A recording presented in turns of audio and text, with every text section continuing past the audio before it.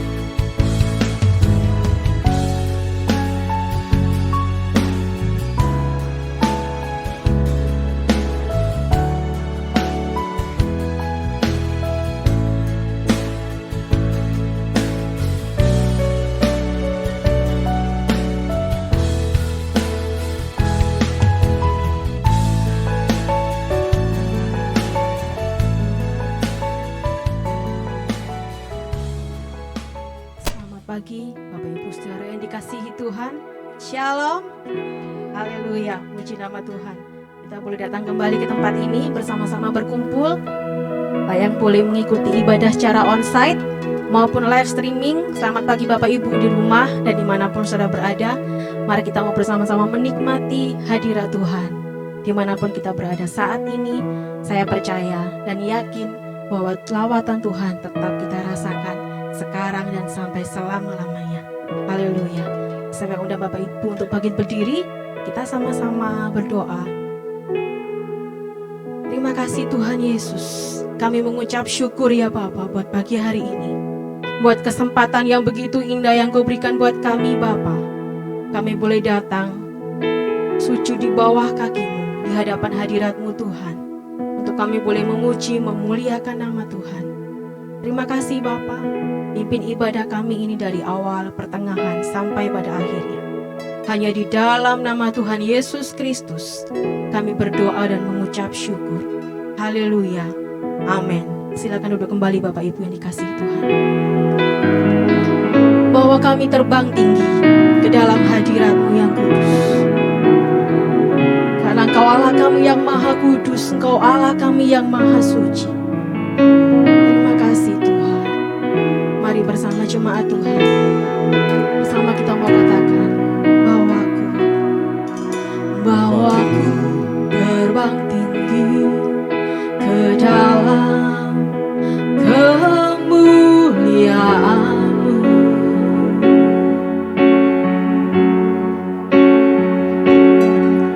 Melintasi semua awan agar sampai tahta-Mu Tuhan. Ku persembahkan korban,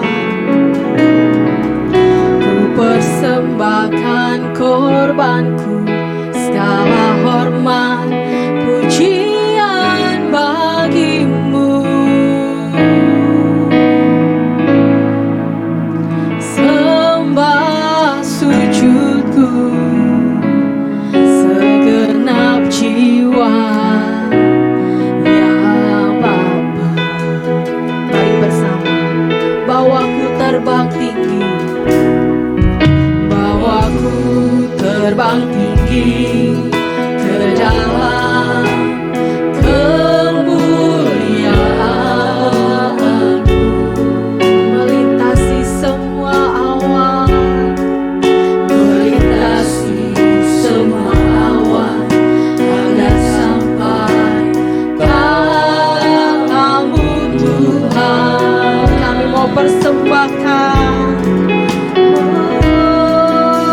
persembahkan korbanku, segala hormat pujian bagi-Mu. Sembah sujudku, sembah sujudku, segenap jiwa ya Bapa. Mari bersama katakan, Kau maha besar, Kau maha besar,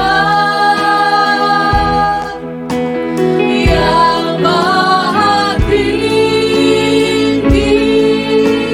Amin. Semua makhluk angkat suara memuji nama-Mu kudus ya Tuhan. Nama-Mu kudus, kudus-kuduslah. Para malaikat dan kami, para malaikat dan kami menyembah. Sekali lagi dengan hati yang tulus.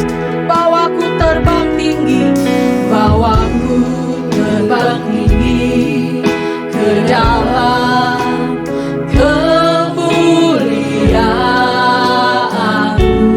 Melintasi semua awan, melintasi semua awan agar sampai tahta-Mu Tuhan. Kami mau persembahkan Tuhan, dan persembahkan korbanku, segala hormat pujian bagi-Mu.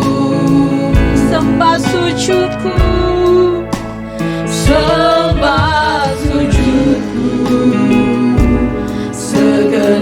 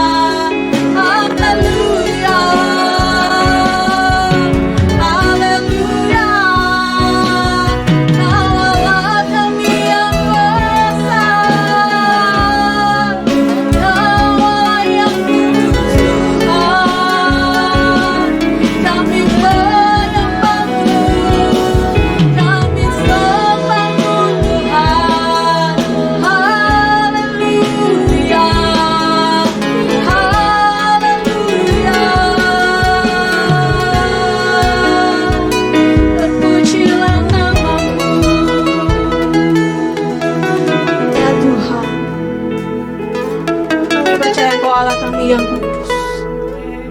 Saat Kau bawa kami terbang tinggi, kami rindu Tuhan. Kiranya Engkau temukan hati kami pada pagi hari ini berkenan di hadapan-Mu, Yesus. Haleluya. Terima kasih Tuhan.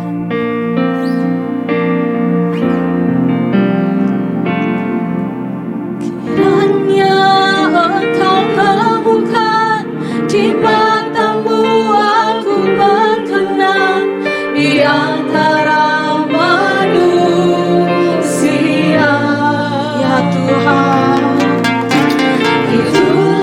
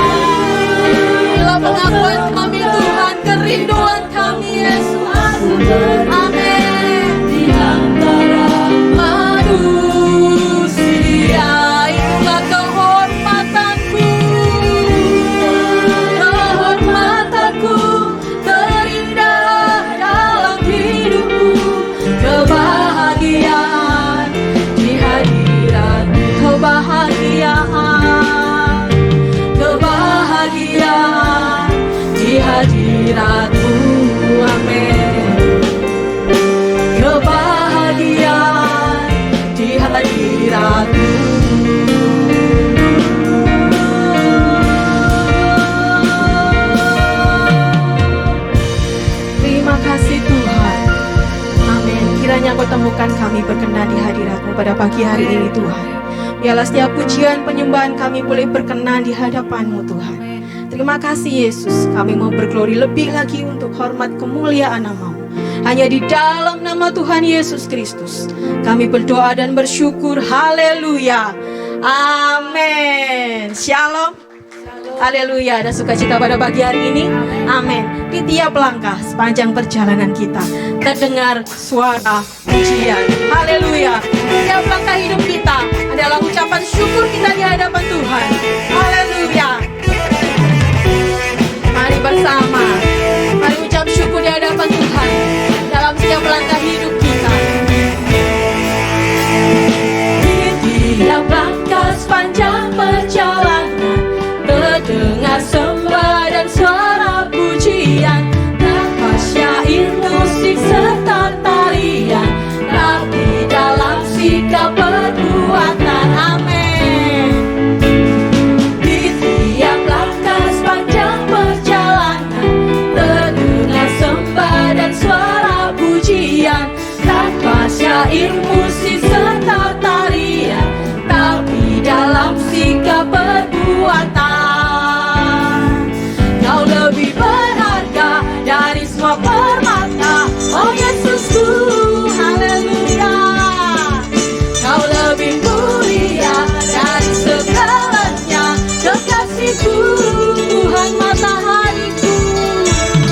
Tuhan matahariku, terang kehidupan, kerinduan di atas segalanya. Haleluya. Mari bersama di tiap langkah sepanjang perjalanan. Di tiap langkah sepanjang perjalanan terdengar sembah dan suara pujian, tanpa syair musik serta tarian, tapi dalam sikap perbuatan. Di tiap langkah, di tiap langkah sepanjang perjalanan terdengar sembah dan suara pujian, tanpa syair musik serta tarian, tapi dalam sikap. Haleluya. Kau lebih berharga dari semua permata, oh Yesusku, haleluya. Kau lebih mulia dari segalanya, kekasihku, Tuhan matahariku. Tuhan matahariku, terang kehidupan, kerinduan di atas segalanya. Kau lebih berharga dari semua permata, oh Yesusku, kau lebih mulia. Kau lebih mulia dari segalanya, kekasihku, Tuhan. Tuhan matahariku, terang kehidupan, kerinduan di atas segalanya. Mari bersama katakan, Tuhan matahariku. Tuhan matahariku, terang kehidupan, kerinduan di atas segalanya. Haleluya. Kerinduan di atas segalanya. Amin. Haleluya. Kerinduan di atas segalanya. Terpujilah nama Tuhan. Tetap bangkit beri, tetap ada sukacita di hadirat Tuhan. Haleluya. Mari bersama kita mau melihat dan mengecap siap kebaikan Tuhan dalam hidup kita. Mari bersama katakan, kecaplah dan lihatlah. Haleluya.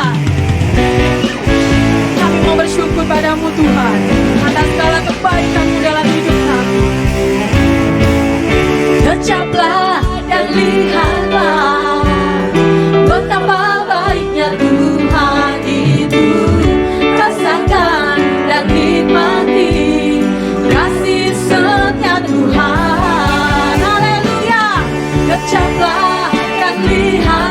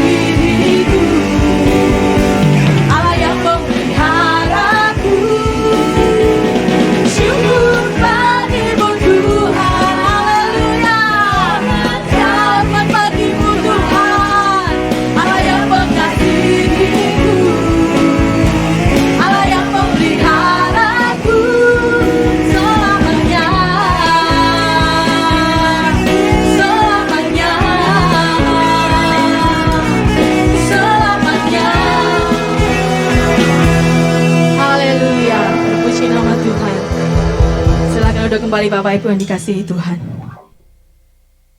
Haleluya, kita sudah memuji memuliakan nama Tuhan. Tiba saatnya kita mempersiapkan hati kita untuk boleh mendengarkan suara kebenaran firman Tuhan. Saat ini mari Tuhan ajak kami untuk menjaga hati kami dari segala yang tak Kau ingini Bapa. Terima kasih Tuhan.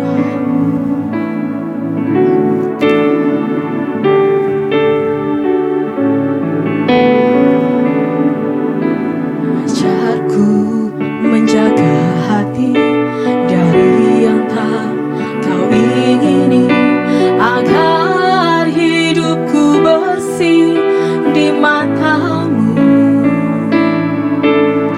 Ajarku menjaga hati dari keindahan dunia, agar hatiku tertambah padamu saja.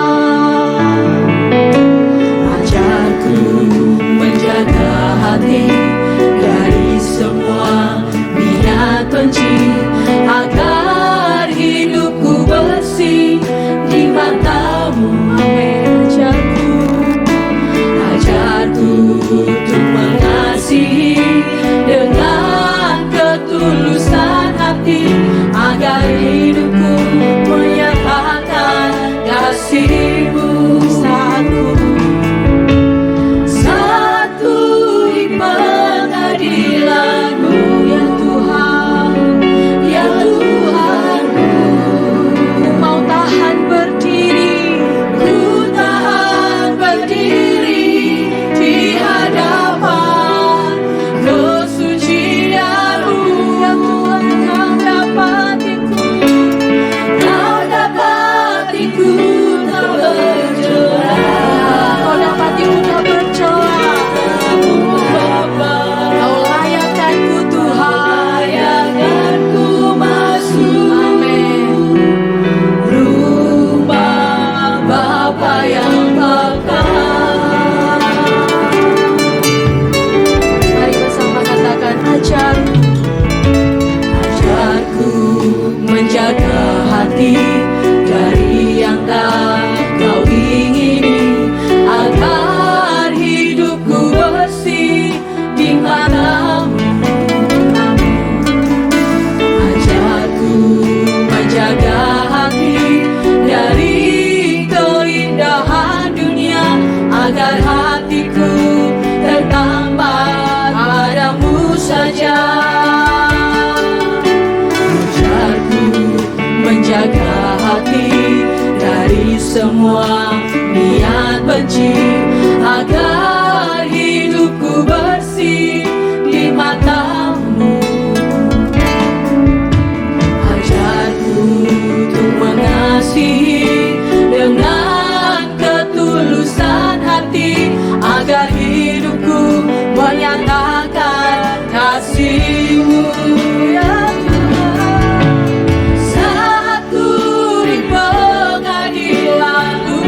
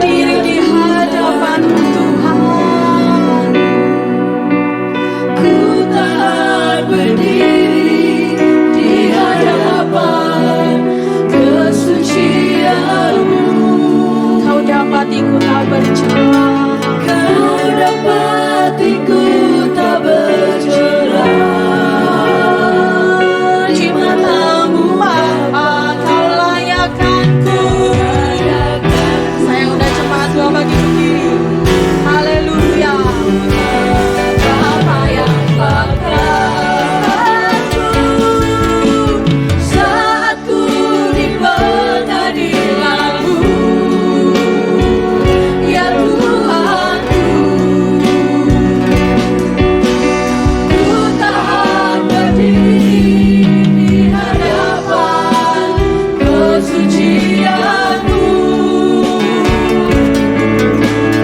Kau dapat ikut tak bercelah, di manamu Bapa. Kau layakkan ku masuk rumah Bapa yang bakal. Kau layakkan ku masuk rumah Bapa yang bakal. Kau layakkan ku masuk rumah Bapa yang bakal. Inalama karamaya shande, inalama koriana yase, hiporiana nanaya shande. Ajar kami menjaga hati di hadapan hadirat-Mu. Kami masuk ruang kudus-Mu, ke tempat kudus-Mu Bapa kami. Terpujilah nama-Mu Allah yang kekal. Kami sembah Engkau di tempat yang maha kudus. Inalama karama toko toniana yasande, itokorono riana nayase, ikoriana makitoniana manaso. Kami angkat suara di hadapan hadirat-Mu. Kami sembah Engkau di tempat maha kudus. Mari kita sembah Dia. Angkat hatimu, angkat suaramu. Haleluya, haleluya, haleluya. Ikalama kotomian nama danaya yate, itakalama kotomian nama yasyakata kalama. Imohoto niana nakete kono koto konana kataka. Indonian nama kudo kemone heteno koto kitikina hatsa keto kono hotana nama kimono hoto nia nama kata kalama kata dimana hasya kata kalama. Terima kasih Bapa di surga. Pagi ini layakkan kami semua di hadapan hadirat. Kami menghampiri hadirat-Mu yang kudus. Roh-Mu ada di tengah-tengah kami. Tiba saatnya kami membuka hati kami untuk sabda kebenaran firman-Mu. Jadikan hamba juru bicara yang menyampaikan pesan dari surga. Agar lewat pemberitaan firman pagi ini, setiap kami diberkati dan diubahkan. Terpujilah nama-Mu Bapa. Di dalam nama Tuhan Yesus Kristus, kami bersyukur dan kami berdoa. Amin. Silakan duduk Bapak Ibu yang terkasih. Shalom. Selamat pagi Bapak Ibu yang terkasih dalam Tuhan. Pada kesempatan pagi ini saya akan melanjutkan khotbah mengenai 7 mata kuliah surga bagian yang keempat. Saya harap Bapak Ibu bisa menyaksikan 7 mata kuliah surga ini bagi yang belum mengikuti dari awal sampai hari ini. Bapak Ibu bisa melihat di channel YouTube GSKI Rehoboth Surabaya Jemaat Suku Manunggal. Kira-kira setelah kita mengikuti beberapa pelajaran mengenai mata kuliah tersebut, kira-kira Tuhan memberi kita nilai berapa? Apakah kita sudah lulus dalam setiap mata kuliah yang telah saya sampaikan? Tentu pada kesempatan pagi ini saya akan membahas mengenai rahasia kehidupan Daniel dan Henokh. Itu adalah mata kuliah yang keempat. Dalam Alkitab kita harus akui banyak tokoh-tokoh hebat yang dipakai oleh Tuhan secara luar biasa. baik tokoh-tokoh di dalam kitab Perjanjian Lama maupun tokoh-tokoh dalam kitab Perjanjian Baru. Tentu kehidupan tokoh-tokoh ini menjadi inspirasi bagaimana mereka menjadi teladan ketika mereka menggulirkan hidup sama seperti kita, tapi mereka orang-orang yang hebat pada zaman itu. Dan mereka orang-orang yang sungguh mengalami Tuhan, dan mereka sungguh-sungguh berjalan dengan Tuhan. Kehidupan mereka harus menjadi panutan yang perlu kita teladani dalam kehidupan kita sebagai orang percaya. Seperti tokoh Daud yang kita kenal sebagai seorang yang hidup di hadirat Allah. Seorang yang berkenan kepada Tuhan. Seperti Yusuf, seorang yang memiliki integritas di dalam kehidupannya. Dia menjadikan Tuhan segalanya. Dia menjunjung tinggi Tuhan dalam hidupnya. Dia tidak kompromi dengan namanya dosa.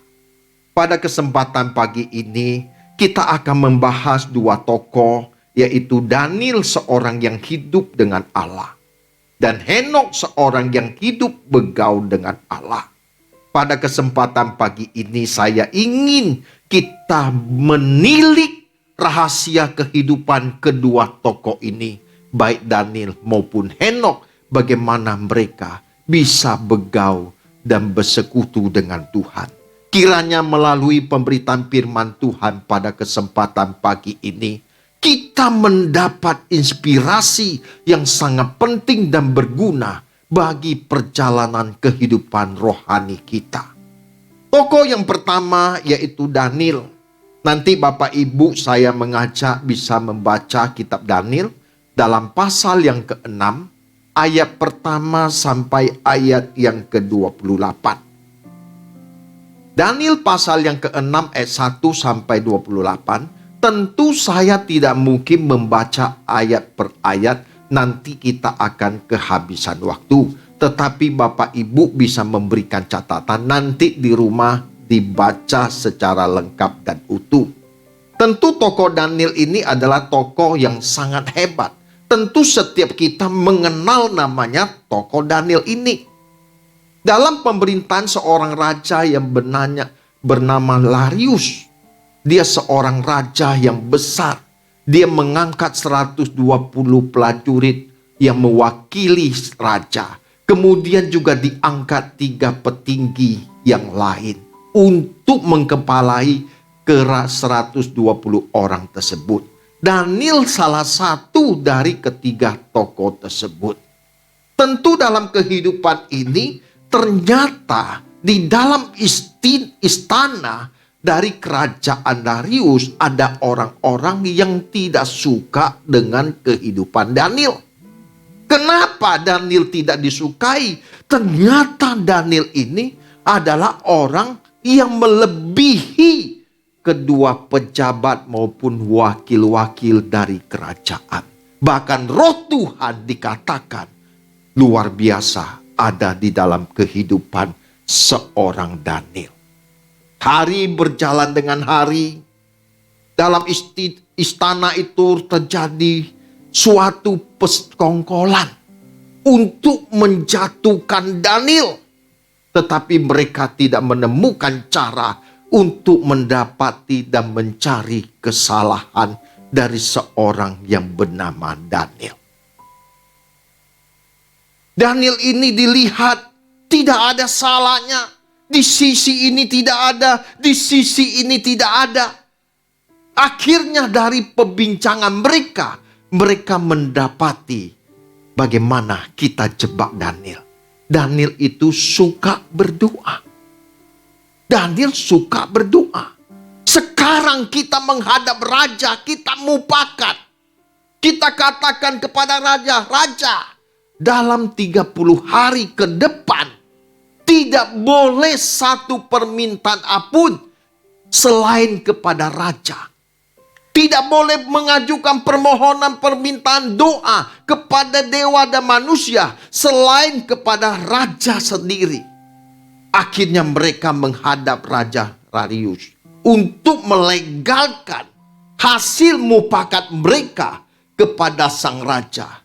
Dan sang raja memandang baik usulan itu, dan raja mengesahkan, oke, dalam 30 hari sejak hari ini tidak boleh ada yang menyatakan permohonannya kepada dewa, kepada manusia, selain kepada seorang raja yang bernama Darius. Singkat cerita, tentu Daniel mengetahui cerita itu. Daniel tahu perintah itu, tetapi apa yang dilakukan oleh Daniel? Apakah dia undur? Apakah dia undur dalam mencari Tuhan dalam hidupnya? Ternyata Daniel tidak menghiraukan apa yang telah disahkan oleh kerajaan. Kita membaca dalam Daniel 6 ayat 10 sampai ayat yang ke-11. Dalam Daniel 6 ayat 10 sampai ke-11 dikatakan demikian. Demi didengar Daniel bahwa surat perintah itu telah dibuat. Jadi Daniel mengetahui dengan jelas. Dia tahu tidak boleh menyampaikan permohonan apapun selain kepada raja. Tetapi Daniel tetap pergi ke rumahnya. Ngapain? Di dalam kamar atasnya ada tingkap-tingkap yang terbuka yang ke arah Yerusalem. Coba dicatat, 3 kali sehari ia berlutut serta berdoa serta memuji Allahnya seperti yang biasa dilakukannya. Jadi Daniel berdoa sehari 3 kali bukan karena surat itu baru dibuat dia berdoa. Memang kebiasaan Daniel, dia selalu berdoa. Lalu orang-orang itu, yang tadi, orang-orang itu bergegas masuk dan mendapati Daniel sedang berdoa dan memohon kepada Allahnya. Nah, kita melihat Daniel itu dijebak oleh orang-orang yang berniat jahat kepada Daniel. Tetapi kalau kita mau jujur, doa bagi Daniel dipandang sebagai kebutuhan yang penting dan mendesak. Bagi Daniel, doa adalah kehidupan itu sendiri. Kalau tidak berdoa, maka tidak ada kehidupan. Doa harus dipahami bukan sekedar permintaan atau permohonan, tetapi doa menuju ada dialog antara manusia dengan Allah. Kita melihat dari peristiwa ini, akhirnya Daniel dilaporkan kepada Raja Darius. Raja, kami mendapati Daniel telah menyampaikan permohonannya kepada Allahnya. Bukankah Raja sudah memberikan maklumat? Tidak boleh ada yang menyampaikan permohonan kepada siapapun, kepada Raja. Kalau ada yang demikian, maka dia harus dilemparkan kepada gua singa. Mendengar hal itu, Alkitab membaca, Raja menjadi gelisah. Karena Raja ini sayang sama Daniel. Tetapi dia tidak bisa berbuat apa-apa karena maklumat itu sudah distempel dengan istana kerajaan dan tidak bisa dibatalkan menurut undang-undang Media dan Persia pada waktu itu. Konsekuensinya, Daniel harus dijebloskan kepada gua singa. Tapi apa yang terjadi Bapak Ibu? Seorang raja yang benar, raja yang punya hati, bahwa Daniel ini tidak bersalah. Tetapi demi hukum, menegakkan hukum, dia tidak bisa berbuat apa-apa. Selain Daniel dijebloskan kepada gua singa. Tetapi kalau kita membaca dalam Daniel 6 ayat pertama sampai 28, nanti Bapak Ibu bisa memiliki gambaran yang lengkap. Ternyata raja ini ketika dia mendengar Daniel setelah melakukan hal itu, hatinya gelisah. Kemudian raja ini berpuasa semalam-malaman agar Tuhan menolong Daniel. Bahkan dia berkata, jika Allah yang engkau sembah sanggup melepaskan engkau, dia Allah yang hidup.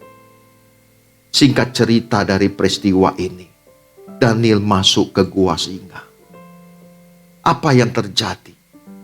Daniel tidak undur Bapak Ibu. Sekalipun dia tekun dalam Tuhan, dia mencari Tuhan.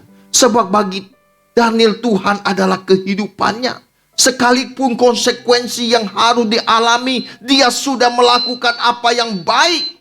Tetapi dia dijebak ketika dia menyampaikan permohonan kepada Allahnya.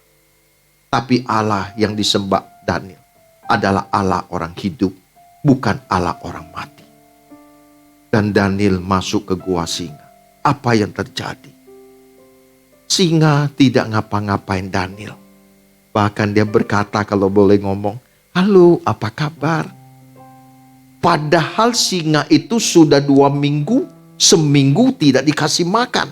Tentu singa itu adalah singa-singa yang kelaparan. Tetapi Alkitab mencatat Tuhan mengutus malaikatnya untuk menutup mulut singa. Sehingga singa menjadi teman daripada Daniel. Sementara Raja Darius semalam-malaman dia tidak bisa tidur. Karena dia memikirkan Daniel. Dia memikirkan Daniel. Daniel ada di hatinya. Dia tidak mau dihibur oleh siapapun. Sehingga pagi-pagi buta, raja ini bergagas pergi ke penjara. "Halo Daniel." Bukan Daniel yang mulmet ya. Kebetulan di mulmet kita namanya Daniel. "Halo Daniel." "Ya tuanku, bagintaku raja." Wah, ternyata Allah yang kau sembah sanggup melepaskan engkau dari singa yang buas ini. Hiduplah rajaku. Aku tidak bersalah kepada Tuhan. Aku dijebak dan aku dipikna. Betapa jahatnya persekongkolan itu yang bisa membuat Daniel kecut dan tawa hati. Dia juga bisa komplain kepada Tuhan. Aku sudah hidup benar. Aku sudah berdoa menjaga hidupku begitu rupa. Tetapi ada saja orang-orang yang mengganggu hidupku. Memfitnah dan punya diet yang jahat. Seperti tadi lagunya bagus. Saya tidak rundingan dengan Ibu Pita. Ajarku menjaga hati dari niat benci dengan segala hal yang tidak berkenan. Kita tidak boleh Bapak Ibu. Kita melihat sosok Daniel ini adalah contoh yang harus kita teladani. Sekalipun dia melakukan yang terbaik, tetapi yang dia tuai adalah penderitaan. Tetapi Tuhan tidak membiarkan penderitaan itu menghampiri Daniel. Ternyata singa itu menjadi ompong dan dia bertemanan dengan Daniel. Akibat tekuninan doa yang dipanjatkan oleh Daniel, dia telah dilepaskan dari maut. Bapak Ibu yang terkasih dalam Tuhan, saya mengajak kita sekalian harus memiliki sikap untuk berdoa. Doa ini sesuatu yang sederhana, tetapi tidak mudah dilakukan. Berapa banyak dari kita yang tekun hidup dalam doa? Yang tekun hidup dalam doa. Ada yang berkata kepada saya, "Pak, bagaimana sih cara berdoa yang baik?" Ya, saya berkata doa itu sebenarnya sederhana. Kalau yang saya lakukan biasa, lagu-lagu yang sudah saya hafal saya nyanyikan. Saya nyanyikan 1 lagu, 2 lagu. Kemudian saya menyembah kepada Tuhan, saya mengangkat tangan atau berlutut. Kemudian saya mengucapkan kata-kata kalimat sesuai tuntunan Tuhan. Bahkan berdoa untuk orang-orang tertentu yang Tuhan pimpin untuk saya doakan. Kita melakukan penyembahan, habis itu kita diam diri. Belajar diam diri. Biar Tuhan bicara, Tuhan bicara. Teduhkan hati gelombang jiwaku Tuhan, aku ingin mendengar Engkau berkata-kata. Kita diam diri sebentar. Setelah itu kita melanjutkan, kita nyanyi lagi. Kita nyanyi lagi. Kita bisa menyembah. 1 jam itu cepat sekali. Tidak terasa. Kalau dulu di awal-awal pertobatan saya Bapak Ibu, yang saya rindukan hari itu adalah hari Minggu.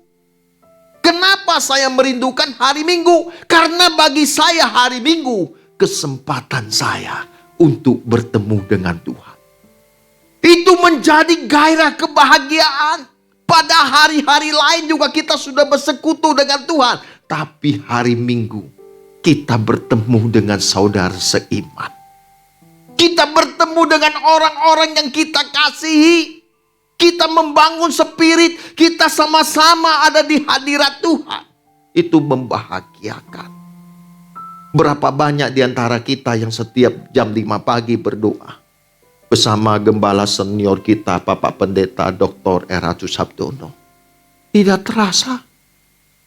Cuma berapa lagu kita melek, nggak terasa udah 30 menit.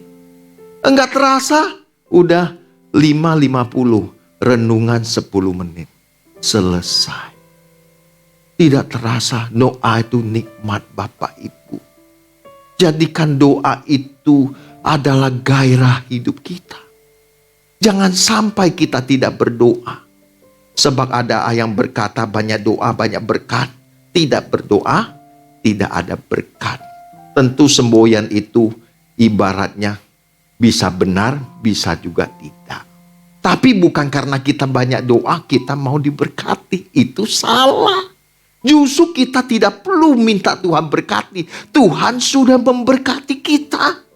Kalau hari ini kita bisa bernapas, kita hidup, itu tidak bisa dihargai dengan uang. Coba Bapak Ibu itu beli oksigen di rumah sakit. 1 bulan kalau enggak ini, coba hitung bisa 1 miliar loh. Bayar untuk oksigen tok. Saya pernah membaca, cuma saya lupa di mana. Itu kalau dihitung 1 oksigen itu harganya sekian, dikali 24 jam, dikali sebulan. Maka masing-masing kita itu harus setor ke Tuhan CM lebih. CM lebih. Kita itu bisa hirup oksigen sebebas-bebasnya. Seluas-luasnya. Apalagi kita pergi ke Tretes, pergi ke Trawas, pergi ke Malang.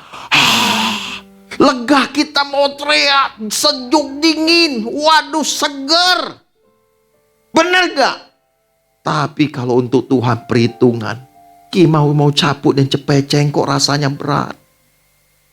Mau cabut cepeceng berat, diganti yang cebantun, yang penting saya kasih. Aduh Bapak Ibu, saya bukan hari ini pagi dana loh. Jangan salah, saya hanya memberikan ilustrasi kebetulan yang muncul di pikiran saya. Bayangkan kita pakai oksigen Tuhan, tidak bayar 1 bulan miliaran. Tapi kalau untuk Tuhan, kita perhitungan, waduh jangan. Apapun yang kita miliki itu miliknya Tuhan. Semua dari Tuhan, untuk Tuhan dan bagi Tuhan. Dan kita hidup untuk kemuliaan Tuhan. Bapak Ibu, kalau kita bertekun dalam doa seperti yang dilakukan oleh Daniel, kita menjadi orang yang hebat. Kita menjadi orang yang peka, bisa mendengar suara Tuhan. Makanya Daniel tahu, demi didengar Daniel bahwa surat perintah itu telah dibuat. Dia tidak berjalan dengan penglihatan. Dia berjalan dengan iman. Dia tahu Allah yang benar, apapun konsekuensinya. Aku memilih mencintai dia. Sekalipun nyawaku harus menalang. Sekalipun Allah yang kusembah tidak melepaskan aku dari gua singa ini. Aku tetap setia kepada dia. Berapa dari kita tetap setia kepada Tuhan? Punya masalah sedikit ngomel. Tuhan, gimana sih? Aku udah aktif loh ke gereja. Udah kasih perpuluhan. Kasih persembahan itu, persembahan ini. Tapi nyatanya masalahku banyak. Jangan bersungguh-sungguh. Jangan mencurigai Tuhan. Tuhan itu Allah yang hidup. Dia pasti memberkati kita. Banyak peristiwa yang terjadi dalam hidup ini. Kadang-kadang kita tidak bisa memahami. Tetapi yang kita percaya kalau kita berjalan di jalannya. Maka kita dirajut menjadi perjalanan yang indah di hadapan Tuhan. Kita mau belajar dari Daniel. Jangan sampai ketika kita hidup dalam hidup ini tidak membangun persekutuan dengan Tuhan. Kita suatu hari akan menyesal Bapak Ibu. Kita bersyukur kita bisa menghadap Tuhan setiap saat dan setiap waktu. Kalau di dalam perjanjian lama yang bisa menghadap Tuhan, itu pun hanya imam, orang-orang tertentu. Sekarang akses itu Tuhan sudah buka dengan pengorbanan Tuhan Yesus di atas bukit Golgota. Makanya ketika dia mati, tirai Allah terbelah dua, dari atas ke bawah. Bukan dari bawah ke atas. Itu menunjukkan tidak ada lagi antara imam dan awam. Semua kita adalah imamat rajani. Kita bisa memiliki kesempatan, peluang untuk berdialog dengan Tuhan dimanapun dan kapanpun. Allah itu hadir. Coba kalau agama lain, ada hari-hari tertentu, ya kan? Pakai syariat tertentu, bisa menghadap ke mana. Udah gitu jam-jam tertentu. Tetapi kita Bapak Ibu, kita memiliki akses yang luar biasa. Ketika kita naik motor, kita bisa bersekutu dengan Tuhan. Ketika kita mengendarai mobil, kita bisa bersekutu dengan Tuhan. Ketika kita lagi menulis sambil kerja, kita bisa bersekutu dengan Tuhan. Tuhan hadir. Bangunlah dialog itu dengan Tuhan dimanapun dan kapanpun, sehingga kita menempatkan Tuhan menjadi kehidupan kita. Tidak ada sesuatu yang lebih bernilai dalam hidup ini. Kalau Bapak Ibu betah hidup dalam Tuhan, waduh, kita orang yang bahagia Bapak Ibu. Doa itu harus menjadi kesukaan, bukan beban. Doa itu sederhana, mudah. Tapi berapa banyak orang yang hidup dalam doa. Pagi ini, ayo kita mau belajar. Daniel sehari 3 kali dia berdoa kepada Tuhan. Kalau satu hari dia berdoa 1 jam atau 2 jam, berarti 6 jam dia berdoa. Bapak Ibu sehari berapa jam? Saya doa Pak. Bangun pagi, wah udah ada roti panggang, kopi. Terima kasih Tuhan buat berkat hari ini yang kau berikan. Tuhan kuduskan, Tuhan berkati. Dalam nama Yesus Kristus aku berdoa. Amin. Enggak sampai 5 menit. Siang hari perut sudah bunyi. Pak, kita makan Pak. Mau makan apa hari ini? Ayo kita makan. Udah disajikan, kita pesan. Bapa di sorga, aku bersyukur Tuhan buat makan siang yang telah Tuhan siapkan bagi kami. Tuhan berkati, Tuhan kuduskan menjadi kekuatan. Wah, gemuk sehat kita. Kita pulang capek. Waduh, udah capek. Ma, masak apa tadi? Wah, enak nih kesukaan Papa. Nih, mari kita doa. Papa, kami bersyukur kepadamu buat pemeliharaanmu Tuhan sepanjang hari ini. Atas berkat-Mu Tuhan yang boleh kami nikmati bersama. Tuhan berkati. Amin. Yang terakhir, Bapa di sorga, sepanjang hari ini Engkau sudah menyertai kami dari terbitnya sampai matahari, sampai terbenam. Sementara kami akan istirahat, biar kami tidur dalam hadirat-Mu Tuhan. Wih, doanya keren. Tidur dalam hadirat-Mu Tuhan. Kami serahkan hidup kami, nyawa kami ke dalam tangan-Mu. Dalam nama Yesus kami berdoa. Amin. Saya sehari 4 kali berdoa. Itu bukan doa. Itu malah laporan. Kalau kita masih berkeadaan demikian, hari ini kita bertobat. Doa itu sesuatu yang sederhana, tetapi punya nilai yang luar biasa. Dan orang yang hidup dalam doa, masalah apapun yang dihadapi menjadi kecil, tidak bernilai. Karena roh Tuhan yang menaungi, mencengkram di dia. Dia akan teduh di tengah badai. Kesulitan masalah apapun tidak menjadi masalah. Karena Tuhan bertata dalam hidupnya. Kalau Tuhan bertata dalam hidup kita, kita merdeka. Kita merdeka. Tidak ada masalah yang bisa membelenggu Tuhan. Sebab kita sudah dibelenggu Tuhan setiap saat, setiap hari. Masalahnya Bapak Ibu, kita mau masuk dalam belenggu Tuhan atau masuk dalam belenggu dunia. Saya mengajak kita masuk dalam belenggu Tuhan. Kalau kita di belenggu Tuhan, maka tidak ada yang bisa membelenggu kita. Kiblat kita sudah berbeda. Tuhan yang menjadi tujuan hidup kita. Tuhan yang menjadi kerinduan hasrat kita. Cinta kita, gairah kita. Coba lihat masa-masa pacaran Bapak Ibu. Kepengen ketemu kan? Walaupun sudah capek, sudah lelah. Tapi begitu kita ketemu si dia, lihat wajahnya saja. Meleleh rasa capek kita. Spirit kita itu muncul. Kayak kita pegang tangannya. Aduh, nyetrum sampai hati kita bahagia. Satu hari itu rasanya kepengen cepat berganti karena aku mau ketemu dia. Kalau orang jatuh cinta itu Bapak Ibu, itu mah indah banget. Maunya ketemu. Walaupun gak ketemu, cuma dengar suara, halo sayang, sudah makan belum? Bentar lagi, kamu sudah belum? Sama sebentar lagi. Itu pun udah senangnya minta ampun Bapak Ibu. Benar gak? Orang jatuh cinta itu katanya ya, tai kucing rasa coklat loh. Tapi itu kan ilustrasi dunia. Kalau orang bisa ngomong tai kucing rasa coklat, berarti cinta itu indah. Sangat indah, sangat menawan. Sekarang kita dipanggil Tuhan untuk membangun kasih-kasih dengan Dia. Kita bisa fellowship dengan Tuhan setiap waktu. Gunakan kesempatan ini. Jangan kita sia-siakan. Kalau Daniel sehari 3 kali, kita berapa kali?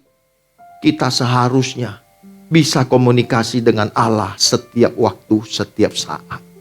Maupun maaf Bapak Ibu sambil di toilet bawa Alkitab. Kan Alkitab kita sederhana sekarang. Nggak seperti zaman saya waktu masih kuliah. Alkitabnya dalam bentuk fisik. Harus ditenteng terus ke gereja pakai Alkitab. Kadang-kadang ada orang yang Alkitabnya yang ukuran 30 ke 20. Wih, rohani banget. Ditenteng begini. Ya kan? Wah, setelah ditenteng, enggak ditaruh. Ditaruh di atas. Seminggu kemudian sudah berdebu. Tapi kalau ada jemaat kita, saya lihat apalagi Pak Hamdani, waduh, dia masih pakai Alkitab yang manual bagus. Sama Imelda. Dia buka. Ya kan? Waktu itu saya juga pernah nyebut ayatnya. Salah saya nyebutnya. Pak, di mana Pak? Nah, teliti dia nanya saya. Maksud saya tadi ini loh. Cuma salah. Kalau udah masuk live streaming, mana bisa diedit. Ya itu. Mau salah apapun ya itulah keadaannya. Nah, tapi saya mengajak ayo kita bangun dialog dengan Tuhan ya. Berdoa sama Tuhan. Jangan sia-siakan. Kalau Bapak Ibu suka berdoa, wajah Bapak Ibu penuh kemuliaan Tuhan. Benar. Seperti Musa ketika dia menghadap Tuhan. 40 hari, 40 malam. Dia ada di hadirat Tuhan. Sementara bangsa Israel, mana nih Musa nggak turun-turun. Akhirnya mereka menyembuat lembu emas. Begitu Musa turun dari gunung itu, apa yang terjadi? Musa, tutup mukamu. Kami tidak bisa melihat wajahmu. Wajahmu seperti malaikat. Waduh, kalau kita suka di hadirat Tuhan. Hadirat Tuhan itu nempel. Kalau Bapak Ibu orang yang nempel dengan hadirat Tuhan, dia punya kesulitan besar sekalipun, punya masalah besar sekalipun, gak ada yang bisa baca. Hatinya girang. Dia mau di ujung tanduk sekalipun punya masalah besar, dia tetap tenang. Karena yang menjadi penolong, menjadi gunung batu perisai hidupnya Tuhan, bukan yang lain. Dia tidak melihat masalah, tetapi dia melihat Allah yang besar. Dan saya mengajak kita semua, ayo kita belajar untuk hidup bergaul dengan Tuhan. Setiap saat, setiap waktu. Selagi kita bernapas punya kesempatan. Saya khotbah ini bukan hanya bagi Bapak Ibu, tetapi untuk diriku sendiri. Dan saya pun juga berjuang. Tapi saya bersyukur kepada Tuhan. Di awal pertobatan saya sudah membiasakan diri untuk berdoa. Minimal 1 jam, kadang 2 jam. Itu saya lakukan bertahun-tahun, puluhan tahun. Dan akhirnya itu menjadi kebiasaan. Kalau saya tidak berdoa, rasanya kok ada sesuatu yang kurang hari ini. Makanya kalau orang yang hidup dalam doa, dia orang yang paling bahagia. Tokoh yang kedua kita belajar yaitu Henok. Saya mengajak kita membuka kitab Kejadian pasal yang kelima ayat 21 sampai 23. Wih, waktu cepat amat ya. Astaga. Itulah. Kisah Kejadian 5 ayat 21 sampai 24. Setelah Henok hidup 65 tahun, ia memperanak Metusalah. Dan Henok hidup bergaul dengan Allah selama 300 tahun lagi. Setelah ia memperanakkan Metusalah, ia memperanakkan anak-anak lelaki dan perempuan. Jadi Henok mencapai umur 365 tahun. Dan Henok hidup bergaul dengan Allah. Lalu, nah ini penting. Lalu ia tidak ada lagi sebab ia telah diangkat oleh Allah. Waduh Bapak Ibu. Kisah Henok merupakan kisah yang sangat menarik untuk kita renungkan. Kita akan melihat bagaimana cara Henok bisa bergaul dengan Allah pada zaman itu. Sebelum zaman Henok, kita tidak melihat ada orang-orang yang hebat yang dimunculkan oleh Allah. Tetapi muncul seorang sosok manusia yang benar-benar hidup bergaul dengan Allah. Yaitu seorang yang bernama Henok. Henok ini adalah keturunan ketujuh dari Adam. Memang dalam Alkitab harus kita akui hanya sedikit yang dicatat tentang kehidupan Henok. Tetapi yang sedikit ini menjadikan nama Henok nama yang besar. Lebih besar dari nama Henok lainnya. Bahkan ada satu kota yang dikasih nama Henok. Pada kesempatan pagi ini, bagaimana?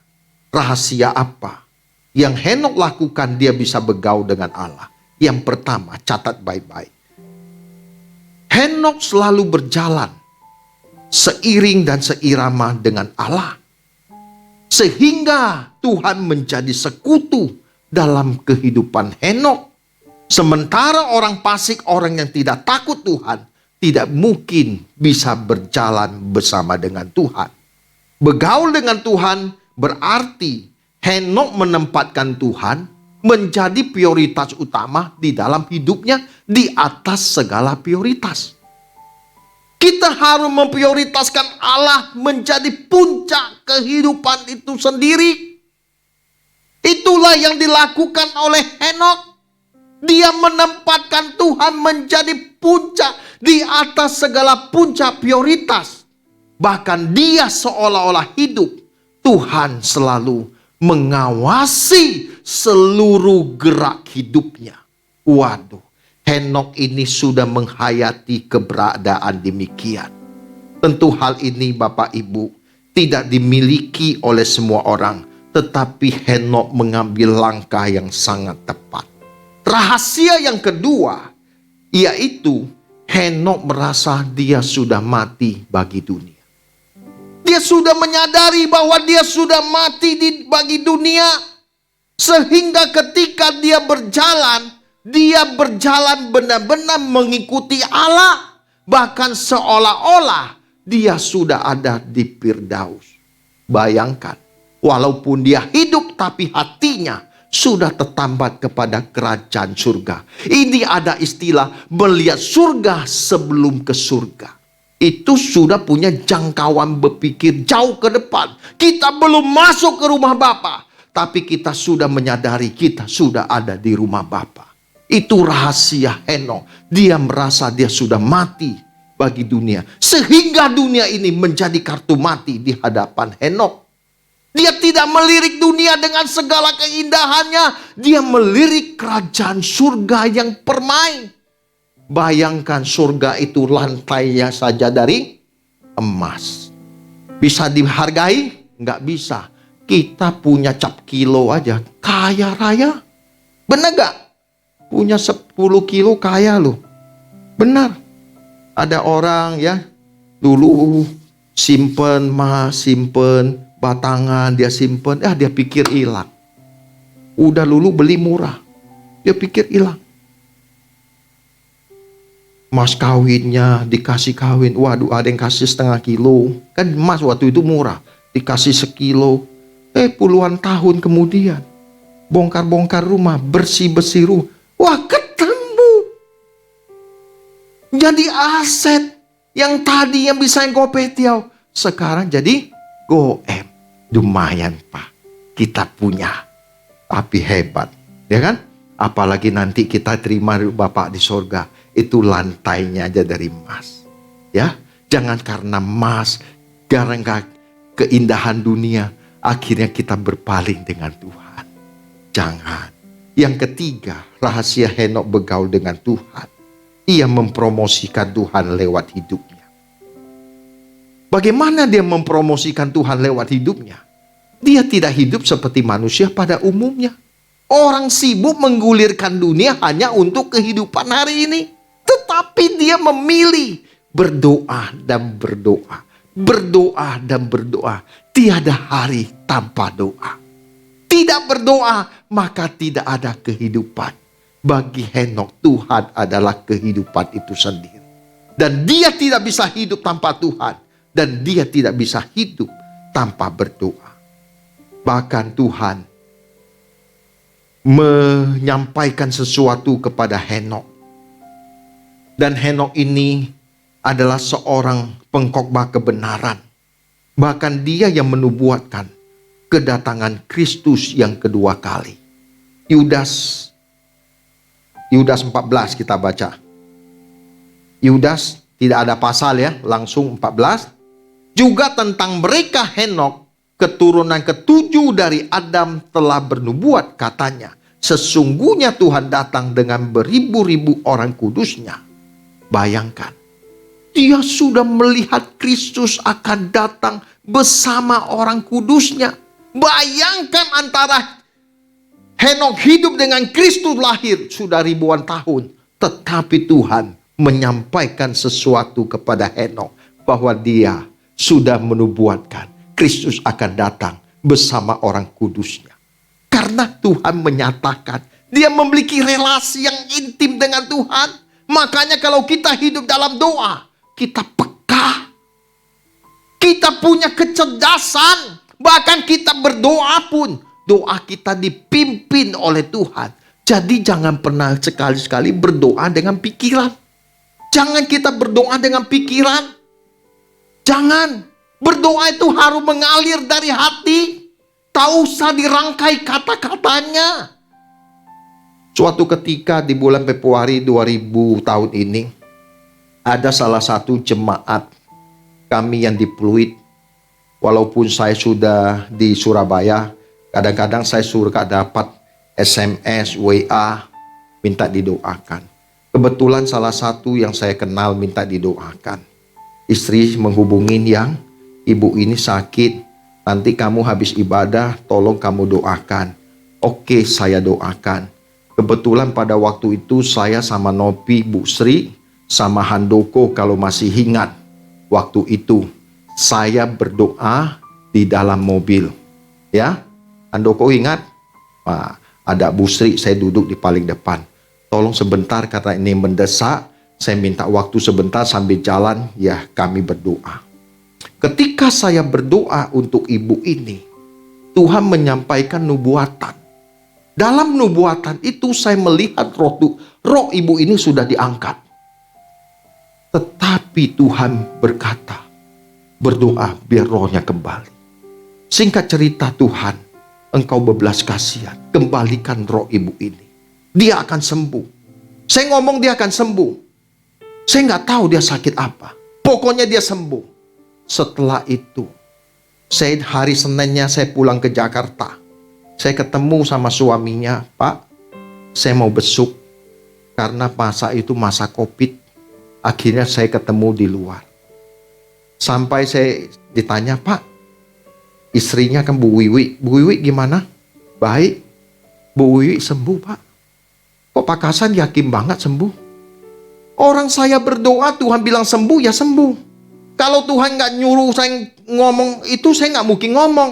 Sembuh. Kok Pak Kasan bisa yakin? Akhirnya saya cerita. Ketika saya berdoa, saya melihat roh Ibu Iwi udah diangkat. Tapi saya diperintahkan Tuhan untuk berdoa biar rohnya kembali. Dan Tuhan menyembuhkan. Akhirnya dia cerita, sebenarnya Bu Wiwi tidak mungkin sembuh, Pak. Dia jatuh ke batang otak dan geger, tidak sadarkan diri. Dan dokter sudah memvonis kalaupun dia sembuh, dia lumpuh dan tidak bisa berjalan. Seperti yang pernah saya saksikan 2 tahun orang koma dirancang. Yang orang kaya. Sampai anaknya, Pak Kasan, dia panggil Om Kasan, bisa sembuh Mama? Sembuh. Sampai anaknya kembar itu stres. Saya bilang sembuh. Terus kita berdoa. Sekarang saya berdoa lagi sama mereka. Tuhan ada pesan apa? Enggak ada pesan apa-apa. Kalau Tuhan nggak menyuruh saya menyampaikan, nggak mungkin saya sampaikan. Pokoknya sembuh, percaya saja. Waduh, susah juga loh. Akhirnya saya bilang, udah percaya aja sembuh. Saya pulang. Sampai saya diomelin sama saudara saya. Lu jangan sembarang ngomong. Kalau Tuhan tidak nyuruh kamu ngomong, jangan ngomong. Bikin malu nanti. Kalau dia nggak sembuh bagaimana? Alaci, orang Tuhan yang nyuruh saya ngomong, ya saya apa adanya. Saya orangnya kalau begini, begini. Tidak pernah ada hal yang saya buat, saya ngomong aja. Saya diomelin, saya diam aja. Benar saya diam. 2 hari kemudian, puji Tuhan, Bu Wiwi sudah sadar. Bu Wiwi sudah sadar. Yang tadi ya saya diomelin, diam dia 1000 bahasa. Saya bukan mau menyatakan. Makanya doa itu penting Bapak Ibu. Tuhan bisa menyingkapkan. Setelah itu, dia sadarkan diri. Saya ngomong sama suaminya, Pak, salam Bu Wiwi. Iya, puji Tuhan Pak, nanti kami mau bersaksi. Terus saya datang, Pak Era, saya juga doakan dia juga. Pak Era juga doakan dia. Saya bilang, Dedi, Bu Wiwi sudah sadarkan diri. Iya. Ketika saya berdoa, Tuhan bicara sama saya. Saya memberi kesempatan hidup yang kedua. Tanya Pak Eras. Berarti antara saya dengan Pak Eras sama prinsipnya. Sembuh. Dan dia mau bersaksi. Dia salah satu jemaat GSKI. Dan saya bilang, Bu Wiwi, puji Tuhan, tetap setia melayani. Jadi saya mengajak kalau Henok bisa bergaul dengan Tuhan 300 tahun. Itu bukan waktu yang singkat. Ketika dia bergaul dengan Tuhan dengan serius, akhirnya Tuhan tidak mengizinkan kematian menjamah Henok. Karena Henok sudah menjadi kekasih Tuhan. Tuhan tidak mau kehilangan Henok. Dan Tuhan tidak menginginkan kematian menjamah dia. Makanya Allah mengangkatnya hidup-hidup. Bayangkan Bapak Ibu. Dia berjalan dengan Tuhan tidak sia-sia. Sekalipun dipandang rendah. Justru itulah sebenarnya kalau kita mau menjadi orang yang berkenan di hadapan Tuhan. Jangan tidak ada hari di mana kita lalui tanpa Tuhan. Dan kita tidak bisa berjalan tanpa Tuhan. Tatanan manusia pada umumnya. Manusia pasti mati. Benar gak? Mau diupayakan bagaimana? Pasti mati. Taruhlah umurnya yang di Turki itu 399 tahun. Katanya yang saya lihat 399 tahun. Tinggal tulang doang. Pernah gak lihat di TikTok itu? Atau di IG? Seorang oma di Turki. Usianya 999 tahun. Tinggal tulang. Dia masih melambai-lambai cucunya. Nggak ada artinya Bapak Ibu. Tapi Henok. Tuhan sayang sama Henok. Tuhan angkat Henok. Tuhan bawa dia masuk dalam kemuliaannya. Sekarang Tuhan mau bawa kita. Kalau kita serius dengan Tuhan. Kita akan dimuliakan Tuhan pada waktu. Dunia ini akan berlalu Bapak Ibu. Jangan sia-siakan kesempatan hidup yang Tuhan berikan kepada kita. Biar mulai hari ini kita mau berjalan dengan Tuhan. Kita mau hidup dalam doa. Tidak ada hari yang kita lalui tanpa Tuhan. Sehingga Tuhan menjadi orang yang paling kita rindukan dalam kehidupan kita. Rahasia lain bagaimana Henokh bisa bergaul dengan Tuhan di tengah kesibukannya. Bagi Henokh, bisnis dan pekerjaannya semua dilakukan untuk Tuhan. Itu rahasianya. Bisnis dan pekerjaan Henokh semua dilakukan untuk Tuhan. Kenapa saya bisa ngomong gitu? Dia melahirkan anak lelaki dan perempuan.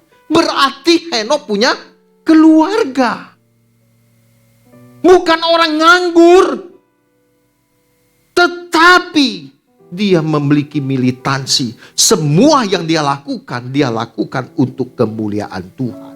Itulah yang Paulus katakan dalam Roma 11 ayat 36.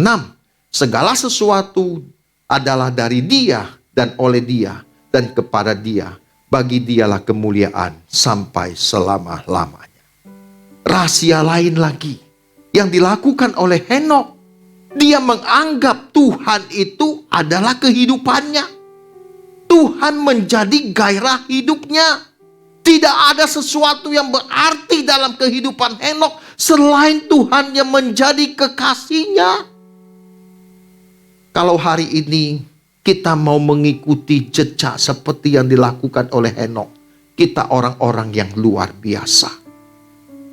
Sekarang Henokh bergaul dengan Allah itu, Alkitab sudah mencatat 300 tahun. Bukan waktu yang singkat.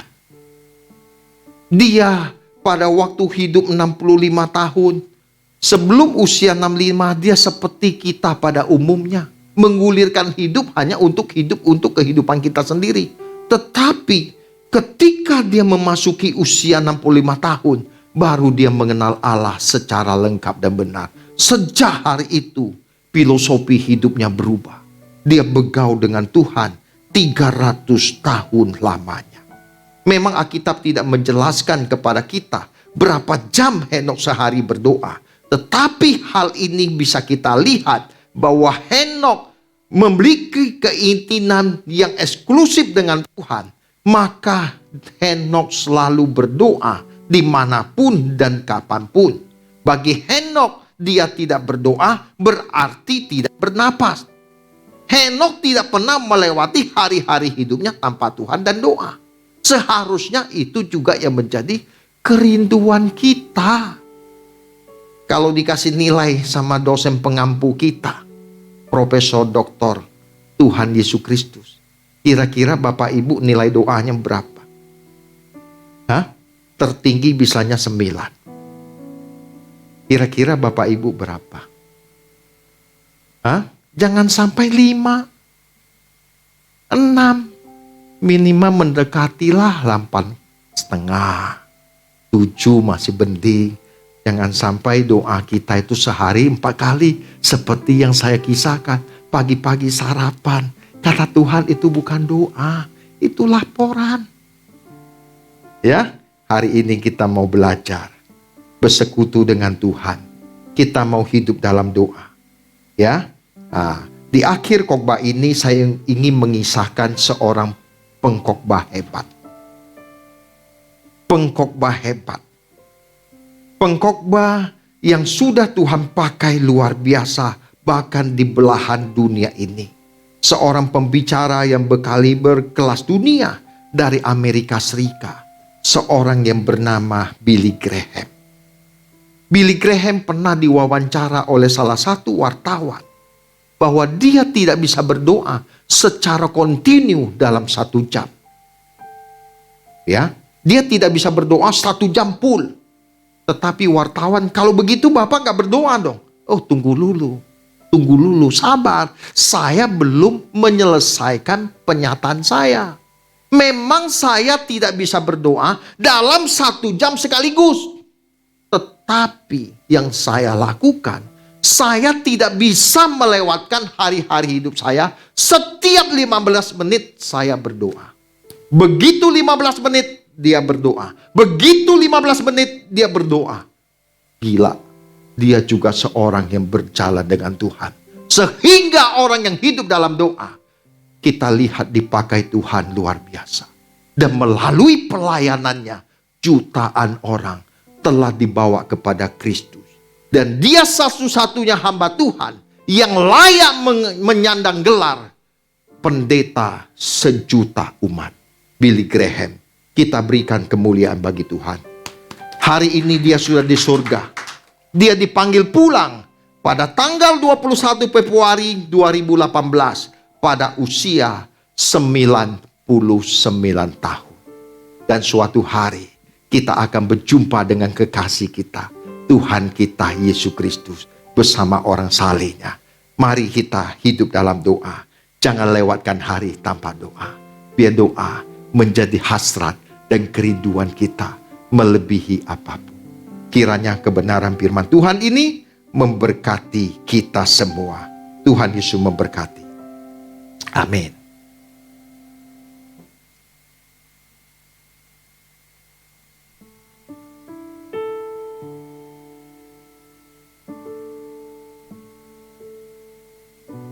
Mari kita bangkit berdiri, kita naikkan satu pujian.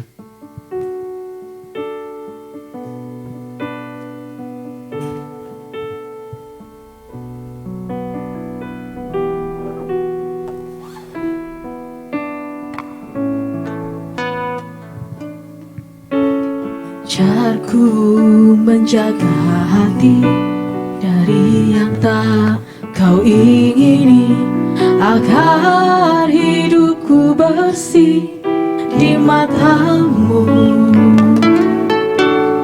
Ajarku menjaga hati dari keindahan dunia, agar hatiku tertambat padamu saja.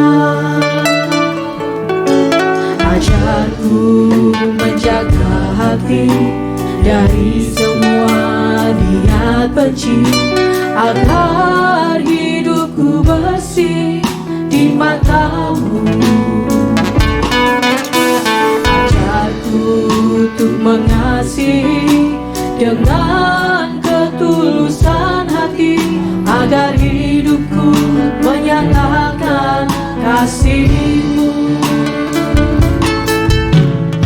Saat ku di pengadilan-Mu, ya Tuhanku, ku tahan berdiri di hadapan kesucian-Mu. Kau dapatiku tak bercela di mata-Mu, Bapa. Kau layakkan ku masuk rumah Bapa yang bakar. Saat ku di pengadilan-Mu, saat ku di pengadilan-Mu, ya Tuhanku, ku tahan berdiri di hadapan kesucian-Mu. Kau dapatiku tak bercela di mata-Mu, Bapa. Kau layakkan ku masuk rumah Bapa yang bakar.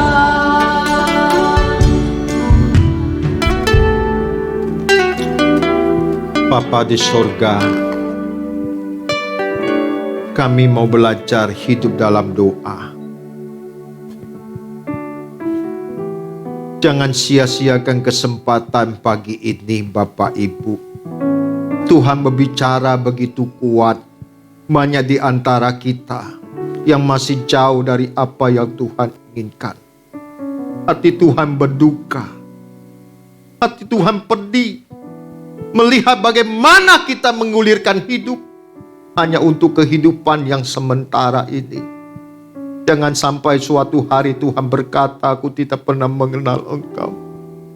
Sebelum hari itu tiba, ambil kesempatan pagi ini. Biar hari ini menjadi lawatan Tuhan atas hidupmu. Biar segala belenggu yang mengikat engkau dilepaskan pagi ini. Tuhan mau menjamah engkau. Banyak hal yang kau lakukan hanya untuk diri sendiri. Dan Tuhan bicara begitu kuat. Di mimbar ini, mari kembali kepadaku. Waktuku sudah singkat. Oh hinama hosana meho. Imohomi hapi komi hoteme. Imahotemo. Hinama keto kita kalamaya syakote. Alamahotonia haketo. Imahasakata kalamaho. Hinamaho di mahete. Hinamaho sokita kalamayasi. Hinalamaho mihonia nama kitikon. Mengapa engkau melukai aku dengan hidupmu? Aku yang selalu memanggil engkau datang kepadaku. Namun engkau seringkali menolak. Bahkan ketika aku melawan engkau tidak menghiraukan perasaanku. Pagi ini aku menjamah dan membaharui hidupmu. Tinggalkan segala kejahatan dan dosa yang ada di hatimu. Biar hari ini tanganku terbuka untuk engkau. Dan aku mau membawa engkau pulang. Sebab aku akan datang kembali. Persiapkan hari hidupmu dengan hidup berkenan di hadapanku. Engkau tahu selamanya engkau tidak pernah bersamaku di kerajaanku. Demikianlah firman Tuhan. Terima kasih. Kita kalamahosoniana. Himonoho. Italamaho. Isakalamato nineno hetakala. Itakalamaya shane pokono. Hinalama shane montoki tekoniananai. Ini nalama kotoni tekoro. Mari engkau berdoa bersama Tuhan. Pakai waktu ini. Biar hari ini menjadi hari pertobatanmu. Menjadi hari titik balikmu kepada Tuhan.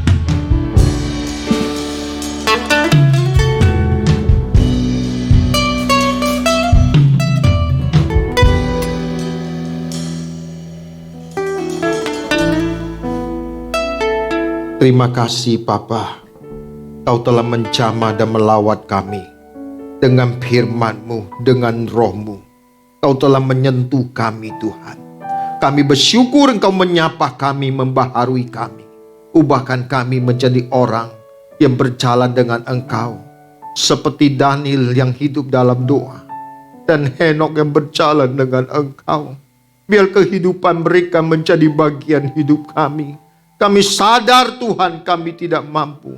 Tapi hari ini roh-Mu dicurahkan, dinyatakan, membaharui hidup kami.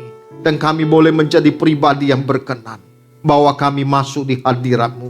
Dan cengkrami kami segala ikatan dosa dalam hal apapun. Tuhan lepaskan dari anak-anak-Mu, dari kekasih-kekasih-Mu. Baharui hidup kami Tuhan dengan kebenaran-Mu. Dan kami bergirang di hadapan hadirat-Mu. Segala pujian, syukur, hormat dan kemuliaan hanya bagi nama-Mu. Dalam nama Yesus Kristus Tuhan, kami bersyukur dan kami berdoa. Amin. Amin. Silakan duduk Bapak Ibu. Bapak Ibu diberkati. Selamat pagi Bapak Ibu yang terkasih dalam Tuhan. Saya mengingatkan nanti ibadah sekolah minggu jam 4 sore. Bapak Ibu bisa mengajak atau menghimbau anak-anaknya bisa mengikuti ibadah sekolah minggu. Nanti ID Zoom-nya bisa dilihat di layar monitor kita. Juga yang kedua, saya mengajak kembali kita hadir dalam ibadah minggu depan. Tanggal 5 Juni 2022. Temanya mengenai baptisan Roh Kudus. bertepatan dengan hari Pentakosta. Saya ingin mengajak Bapak Ibu mempersiapkan diri, dan saya juga akan berdoa kiranya nanti dalam ibadah ini itu kita dilawat Tuhan dan kita dicamah, dibaharui. Bahkan yang sudah rindu dibaptis Roh Kudus, biar tanggal 5 Juni Tuhan melawat Bapak Ibu. Hadir, ajak sahabat, teman dekat, supaya kita sama-sama dilawat oleh Tuhan. Itu pengumuman yang bisa saya sampaikan. Juga saya mengucapkan terima kasih kepada Bapak Ibu yang mungkin baru pertama kali hadir bersama kami di tempat ini. Jikalau belum punya tempat ibadah yang tetap, kami mengundang untuk bisa bergabung bersama kami. Terima kasih buat kehadirannya. Selamat datang, selamat bertumbuh. Tuhan Yesus memberkati.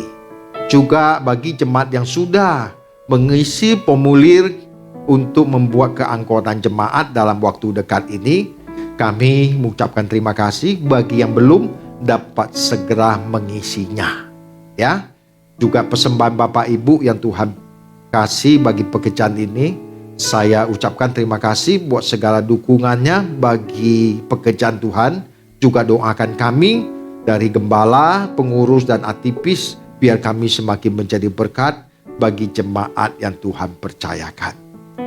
Demikian pengumuman yang bisa saya sampaikan. Saya mengajak kita bangkit berdiri, kita naikkan satu pujian, Selalu Untukmu.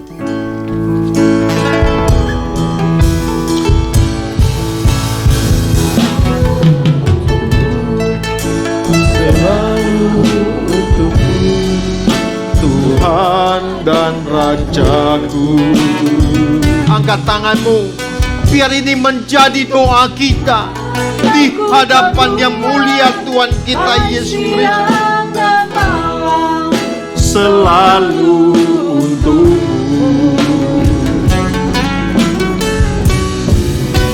segenap hidupku adalah milikmu, untuk kemuliaanmu. Sampai ku tua nanti, sampai di surga nanti, selalu untukmu. Sampai ku tua nanti, sampai ku tua nanti, sampai di surga nanti, selalu untukmu. Bapa kami yang di surga, layalah Engkau kami tinggikan, kami agungkan, sekarang dan sampai selamanya. Allah Abraham, Ishak dan Yakub, Allah Israel, satu-satunya Allah yang benar, yang kami puja, yang kami tinggikan, di dalam nama Tuhan kami Yesus Kristus, yang bukan saja mati bangkit, tetapi telah naik ke surga, sekarang duduk di sebelah kanan Allah Bapa. Suatu hari akan datang kembali menjemput kami semua. Persiapkan kami Tuhan menjadi pribadi-pribadi yang layak di hadapan-Mu. Terima kasih buat penyertaan-Mu dalam ibadah kami hari ini. Terima kasih buat lawatan-Mu, jamahan-Mu. Biar hari ini menjadi titik balik kami kepadamu Tuhan. Kuduskan dalam hidup kami. Pakai hidup kami menjadi alat untuk kemuliaan-Mu. Kami serahkan tubuh, jiwa, roh kami, bahkan orang yang kami kasih dalam tangan-Mu. Tuhan, sertai dimanapun kami berada. Kasih setia Tuhan tidak pernah meninggalkan kami, mulai sejak ini, hari ini, sampai Engkau datang kembali. Kekasih Tuhan, angkatlah kedua tangan-Mu, terimalah segala berkat, kasih karunia dari Allah Bapa, cinta kasih dari Tuhan kita Yesus Kristus, dalam persekutuan Roh Kudus, yang akan menyertai kita semua mulai siang ini sampai Maranatha. Tuhan Yesus datang yang kedua kali, membawa kita masuk dalam kemuliaan-Nya. Mari kita diberkati. Katakan amin. Selamat siang, selamat hari Minggu. Tuhan Yesus memberkati.